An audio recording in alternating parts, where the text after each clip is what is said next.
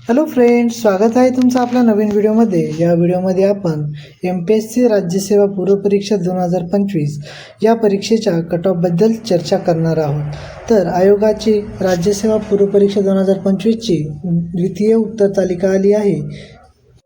त्यानुसार कोणते प्रश्न कॅन्सल झाले आणि कोणत्या प्रश्नामध्ये बदल करण्यात आला यानुसार आपण यावेळी कट ऑफ प्रेडिक्ट करणार आहोत। तर बघा, भूगोल विषयाच्या या प्रश्नामध्ये बदल करण्यात आला होता। तर आयोगाने सर्वप्रथम याचं उत्तर ऑप्शन क्रमांक 3 फक्त ड असं दिलं होतं।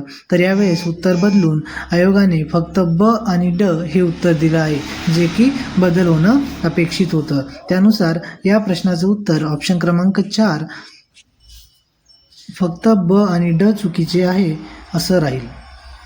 पुढे बघा, अर्थशास्त्राचा हा प्रश्न ज्यामध्ये बदल होणे अपेक्षित नव्हते। आयोगाने प्रथम उत्तर तालिकेनुसार फक्त अ आणि ब दोन्हीही बरोबर असे उत्तर दिले होते, परंतु आयोगाने द्वितीय उत्तर तालिकेनुसार याचं उत्तर बदलून अ आणि ब दोन्ही चूक आहेत असं दिले आहे, जे की सर्रास चुकीचं आहे।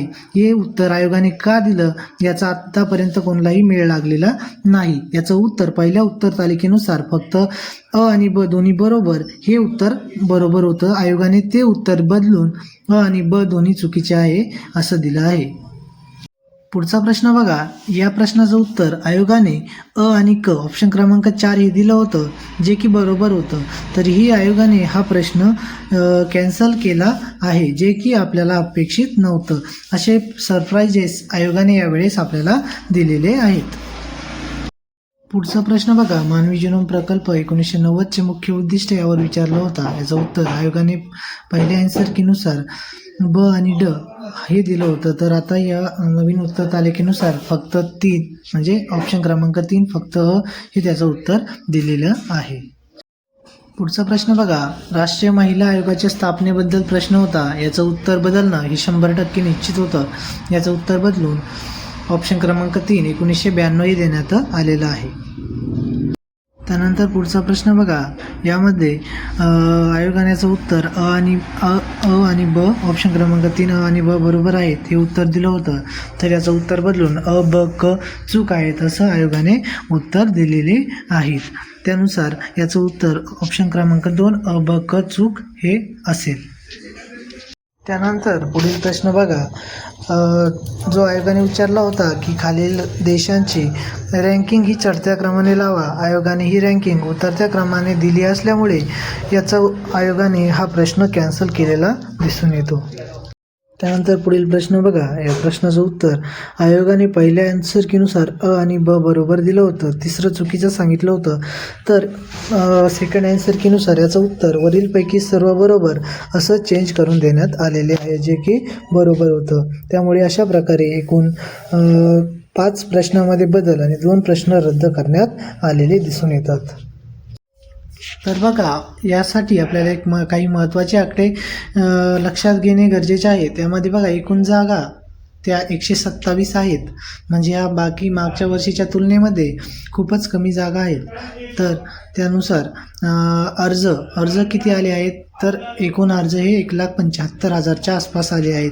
जे मागच्या वेळेस 2,17,000 होते ते आता कमी होऊन 1,75,000 एवढे आले आहेत। एकूण उपस्थिती म्हणजे 1,75,000 एवढे अर्ज कमी आले। त्यातही आपल्या एक्झाम हॉलमध्ये निम्मे मुलं ही अब्सेंट होते। तर आपण विचार केला, सरासरी एक आकडा काढला तर 1,10,000 एवढा आकडा आपल्याला येऊ शकतो।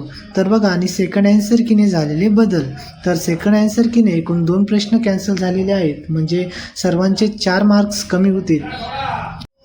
एकूण उत्तर बदल हे 5 झालेले आहेत, म्हणजे आणि जे बदल झाले त्यामध्ये सर्वांचेच उत्तर हे कमी होणार आहेत, म्हणजे ज्यांचे प्रत्येक मुलाचे 7-8 ॲव्हरेजली मार्क कमी होणार आहेत। त्यामुळे जो कट ऑफ 120च्या आसपास लागणार होता तो आता कट ऑफ कमी होईल असे दिसून येत आहे।